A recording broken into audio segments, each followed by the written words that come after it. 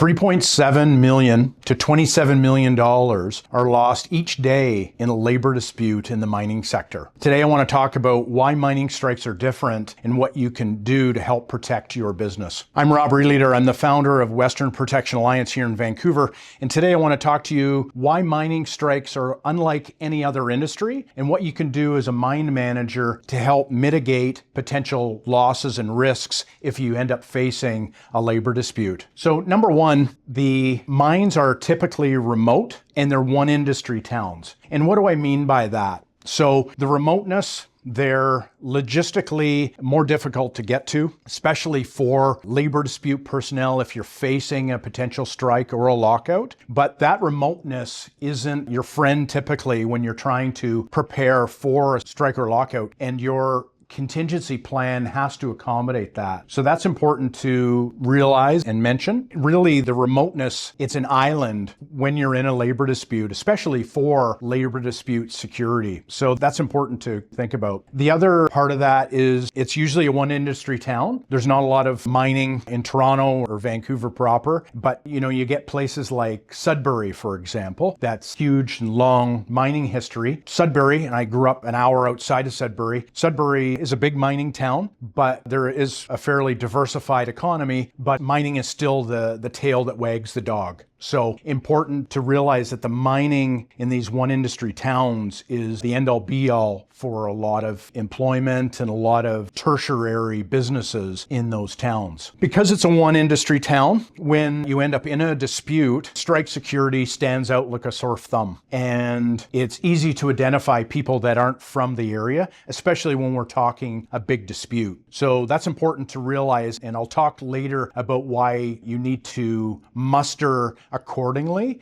when you start implementing your strike security plan. Because it's a one industry town, you get a lot more emotion from the whole town. There's an investment on an emotional level from everyone that lives in the town. Even though they may or may not be employed there, there's a huge emotion involved in that. So that's important. And because of that, there's a lot more potential for violence if a dispute drags on and there's employment lost, businesses are hurting because of lost revenue, all those things. And that potential isn't at the picket line itself. It's usually directed elsewhere. And that's why there's some things that you need to prepare for as a mine manager, which I'll talk about later because of that. So the whole town is impacted. Another reason why mine strikes are a different animal and they're unlike any other is that they have an extended duration. So there's a statistic that typically a mine strike lasts 10 times longer than any other industry. Now, there's a bunch of reasons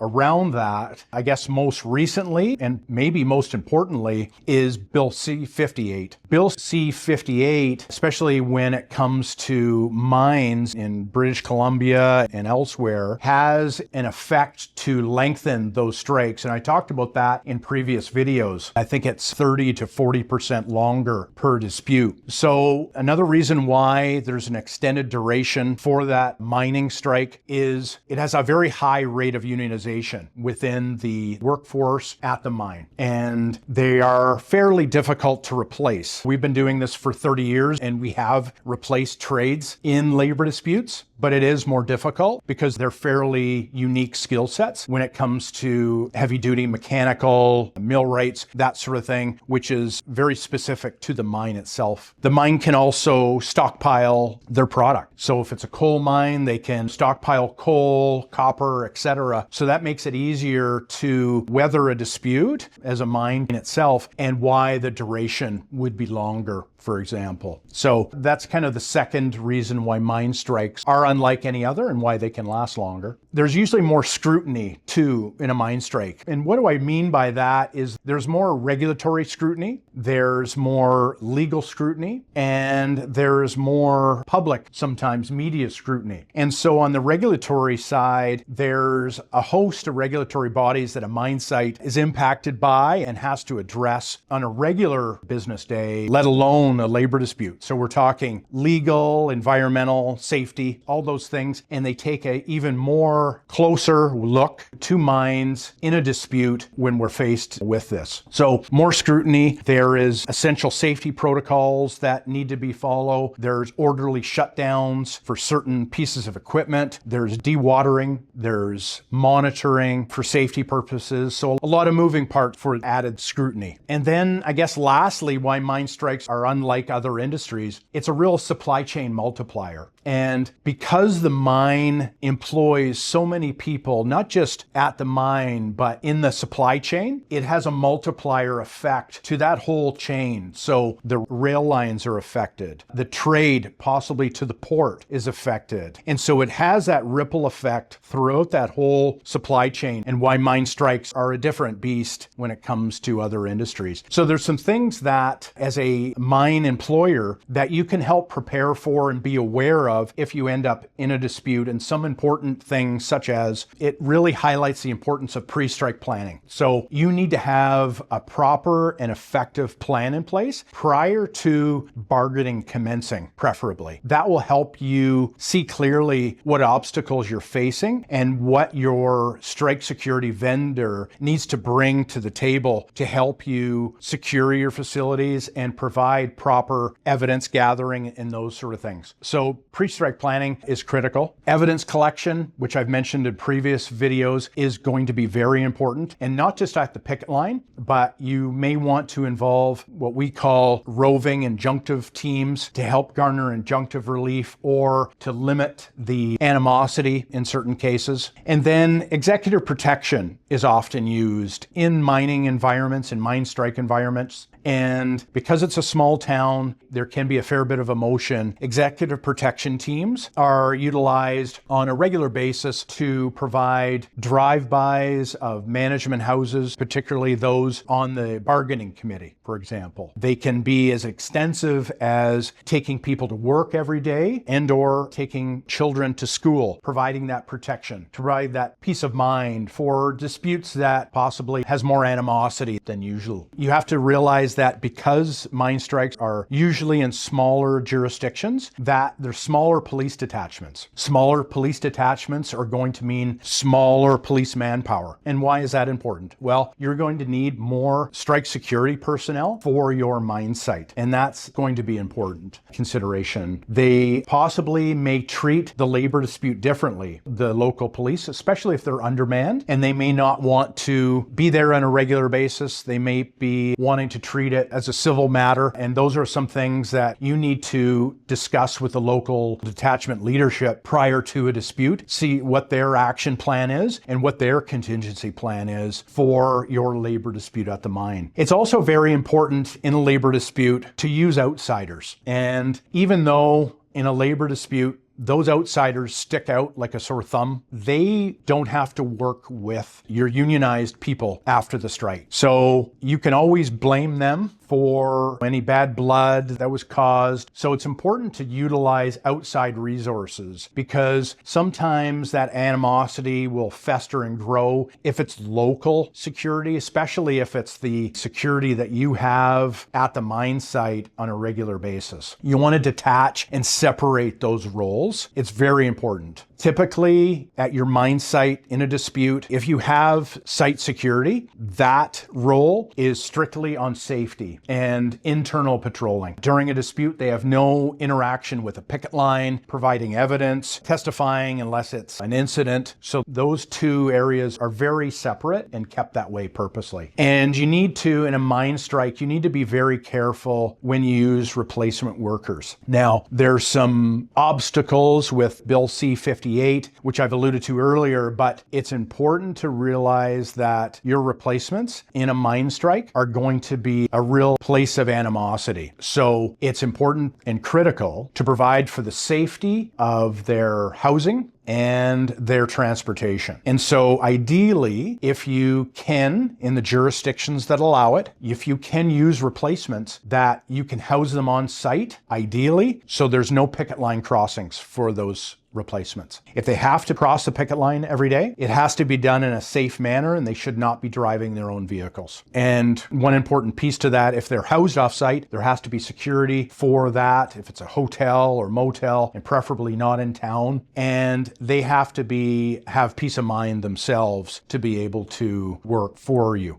So I hope that I addressed some of the key concerns, why mine strikes are different, and how you can mitigate that from a mine manager's perspective. Feel free to reach out to me if you'd like any additional info. My email address is realleader@westernalliance.ca, and the telephone number here is 604-271-7475. Thank you.